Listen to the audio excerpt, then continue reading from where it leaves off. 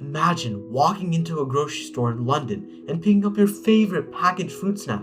It's colored with natural fruit juices and safely preserved. Now, take an 8-hour flight to New York, walk into a supermarket and buy that exact same box. The American version is laced with synthetic chemicals and dyes that are strictly banned overseas. Why are Americans consuming substances that the rest of the developed world considers toxic? Here's the truth. While the basic preservation of food is necessary, American foods contain a dangerously high level of synthetic chemicals. We require immediate and strict regulatory practices to patch dangerous loopholes and protect public health and safety. Today, we live under the illusion of strict government control in our food, but there's a massive backdoor, and it's called the GRAS loophole. GRAS stands for Generally Recognized as Safe, and it was meant to fast-track approval for everyday household items like vinegar.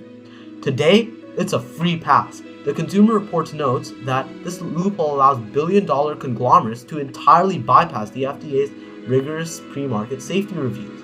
Essentially, they govern their own usage of synthetic additives and chemicals.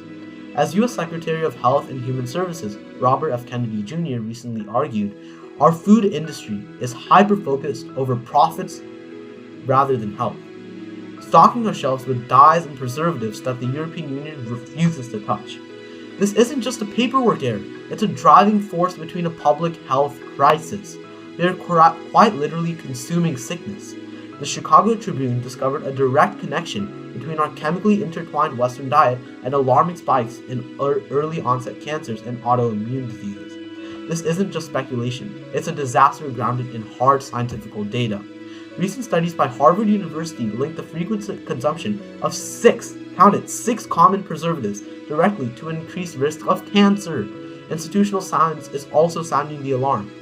Over a century ago, however, a brave group of young men known as the Poison Squad purposely ate meals laced with formaldehyde and borax.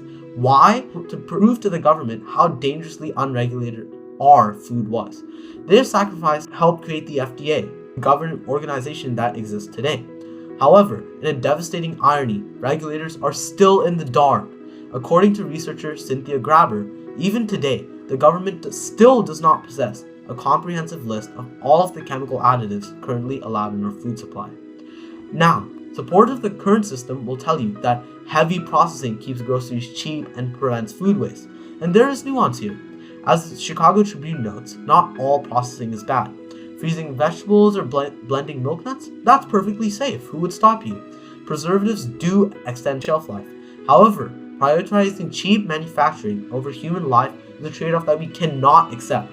We must draw a hard line at known harmful chemicals like potassium bromate. Harvard experts argue that the scientific uncertainty surrounding these additives demands a precautionary approach. We cannot wait until absolute proof of a chemical's devastating effect before we pull it from the production line. The US can no longer afford to produce food for its citizens in a perpetual chemistry experiment. We deserve better than a system that pulls corporate profit over human well-being. Lawmakers must immediately overhaul the entire of the FDA's food safety standards, permanently patch the GRAS loophole so that companies can't use it anymore, and empower our consumers with transparent labeling. But until the government steps up, the power is in your hands. Read the labels, demand better from your representatives, and refuse to swallow the toxic pills that the food industry is currently feeding us today.